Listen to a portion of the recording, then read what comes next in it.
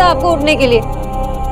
बस 1 सेकंड के लिए हल्का सा चक्कर आया था। I am fine. वीकनेस की वजह से चक्कर आया था। And listen mister super hero, दुनिया आपके बिना भी चल सकती है। अब रेस्ट करेंगे तो ही ठीक होंगे ना? सोनाक्षी मैं ठीक हूँ।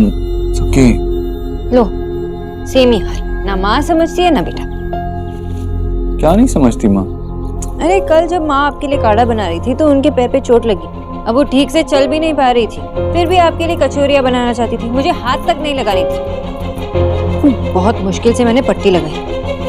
सिर्फ आप ही।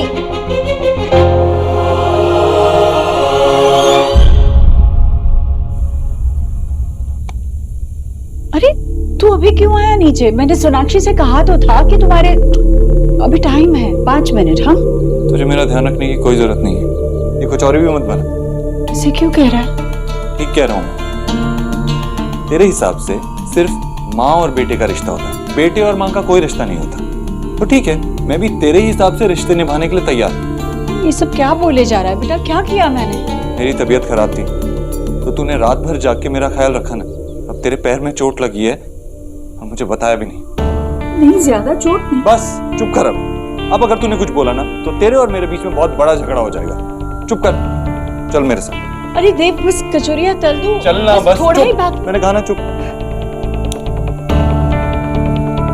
आराम से चल। अरे देव मेरी बात तो चुप कर माँ बस। क्या करता है तू ऐसे? अरे मैं ठीक हूँ बाबा। कहा ना चुप कर। बैठ जा यहाँ पर। अब आया ऊंट पहाड़ के नीचे। हाँ भाई। अब सच में लग रहा है तेरा बुखार उतर गया है और गुस्सा चढ़ रहा है।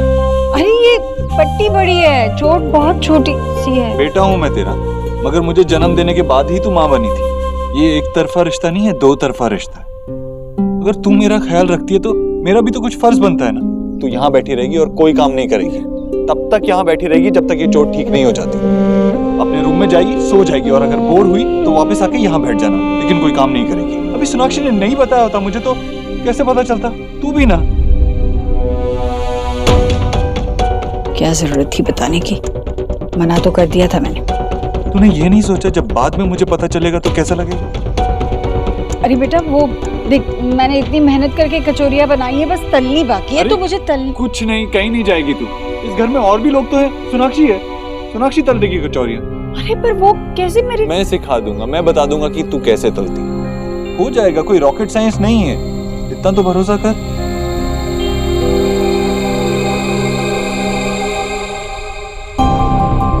हिलना मत यहाँ से। अम्मा जी हिले भी तो ना, मुझे आवाज। तू जा बेटा, मैं हूं ना यहाँ।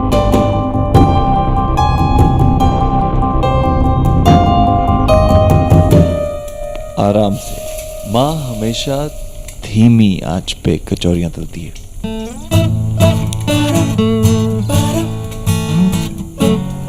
हाँ, मेरे साथ रहते रहते तुम थोड़ा बहुत खाना बनाना तो सीख ही जाओगी। और अगर कोई प्रॉब्लम हो तो बुला लेना। Okay mister head chef. थोड़ा सा जल गया ऐसा नहीं लगता? So sorry. कल से तो खुद ही टोस्ट कर लिया कर ना, अपने बाबा को भी खिला दिया कर। लो, शैतान का नाम लेते ही वो आ गया। क्या हुआ? ऐसा चुप चुप किसी से झगड़ा करके आया? किसी ने मारा तो नहीं ना? किसी ने नहीं मारा, बस ये सोसाइटी वाले लोग मुझे परेशान कर रहे हैं। चलो, कोई तो भला मनुष्य आया इस सोसाइटी में जो हमारे लिए बदला ले रहा है। माँ, कोई आदमी परेशान होकर घर आता है तो उसकी प्रॉब्लम का सोल्यूशन ढूंढा जाता है, उसे तंग नहीं किया जाता। पर हुआ क्या? ये सोसाइटी वाले चाहते हैं कि मैं सेक्रेटरी बन जाऊँ। अरे तो प्रॉब्लम क्या है? ये तो बहुत अच्छी बात है। वो प्लॉट नंबर 17 की मिसेस शर्मा है ना, जिनके हस्बैंड ट्रेजरर है, बड़ा भाव खाती है मेरे आगे। तुम सेक्रेटरी बन जाओगे ना तो मैं भी दिखा दूंगी उसे। और मैं भी तुमको बहुत सारा लिस्ट दूंगी कि इस सोसाइटी का क्या क्या चेंज करना चाहिए। कर देना। हाँ बाबा, आप है ना परफेक्ट है इस पोजीशन के लिए। और वैसे भी इस पोजीशन पे थोड़े खड़ूस लोग ही चाहिए। अच्छा, शहर बसा नहीं और चोर उचक के पहले आ गए। मैंने अभी हाँ कही नहीं और आप लोग अपनी डिमांड लेके बैठ गए यहाँ पे।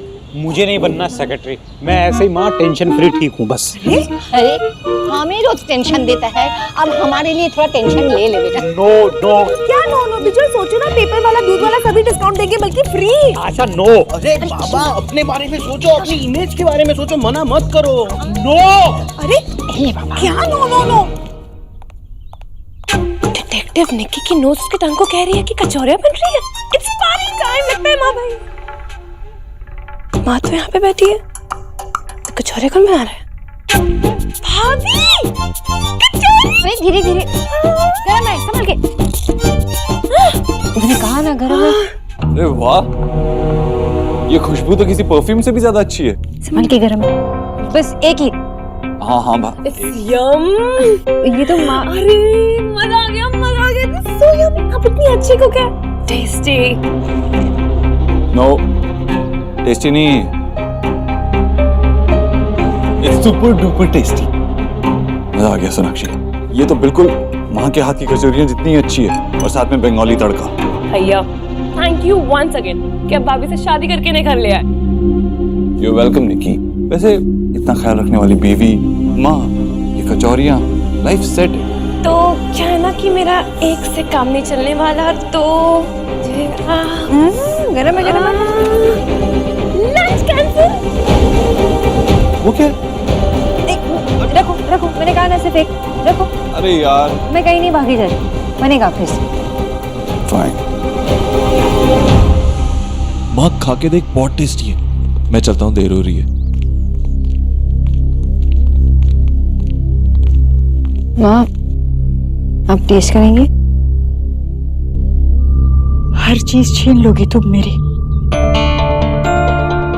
माँ मैं अपने हाथों से मेरे बीमार बेटे के लिए ये बनाना चाहती थी, उसे खुश देखना चाहती थी। इन कचौड़ियों में मैंने अपना प्यार भरा था, पर तुमने मुझसे मेरा ये सुख छीन लिया।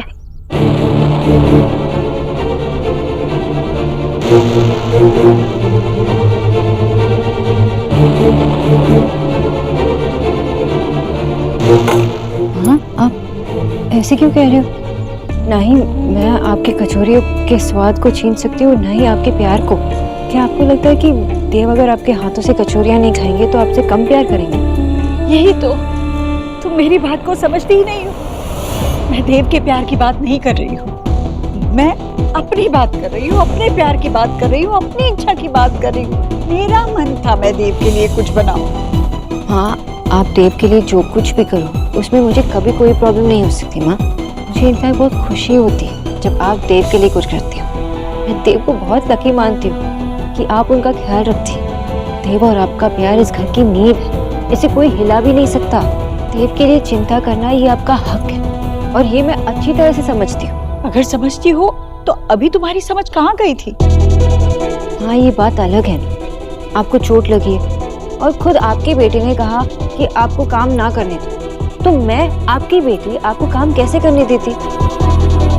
माँ, मेरी भी एक माँ है, अगर उन्हें चोट लगती तो मैं भी ऐसे ही करती। मैं उन्हें पूरे हक से किचन से खींच के यहाँ सोफे पे बिठाती और काम बिल्कुल नहीं करने देती। स्ट्रिक्टली कहती कि नहीं, काम नहीं करना, और वो चुपचाप बैठ जाएंगी। नहीं बैठेगी। लेकिन जब बड़े बच्चों की तरह जिद करने लगते हैं ना, तो बच्चों को भी बड़ा बनना पड़ता है। उन्हें तो काम करना होता है और मैं उन्हें काम करने ही नहीं देती, चाहे मुझे बाद में कितनी भी डांट खानी पड़े। आप पर भी तो वही हक है ना मेरा। डांट खाने वाले काम करोगी तो कोई कैसे चुप रहेगा?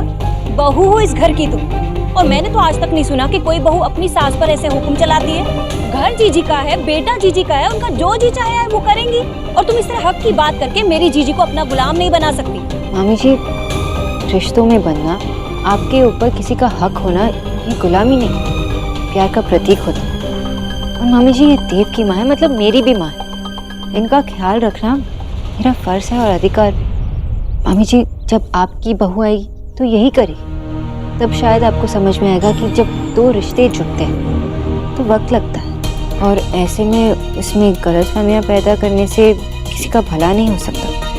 कोई भी नया रिश्ता तब तक मजबूत नहीं होता सोनाक्षी, जब तक उस रिश्ते में बंधे हुए दो लोग उस रिश्ते की मर्यादा को ना समझें। हर इंसान और हर रिश्ते का एक दायरा होता है और उस दायरे को लांघने की कोशिश नहीं करी जाती। सोनाक्षी, मुझ पर हक जताना चाहती हो तो उसके लिए मुझसे मेरी खुशी तो ना छीनो। हाँ, ऐसा क्यों सोच रही? आपकी खुशी हम सबके लिए बहुत ही इम्पोर्टेंट है। तो फिर सुनो, एक माँ तभी खुश होती है जब वो कोई ऐसा काम करे जिससे उसके बच्चों को खुशी मिले। देव मेरा बेटा है और उसे खुश करने के लिए मैं कुछ करना चाहूँ तो मुझे किसी से कुछ पूछने की जरूरत नहीं है, फिर चाहे वो देव की पत्नी ही क्यों ना हो। तुम मेरी बात अभी ना भी समझो, पर याद जरूर रखना, क्योंकि जब तुम माँ बनोगी तब अपने आप समझ जाओगी।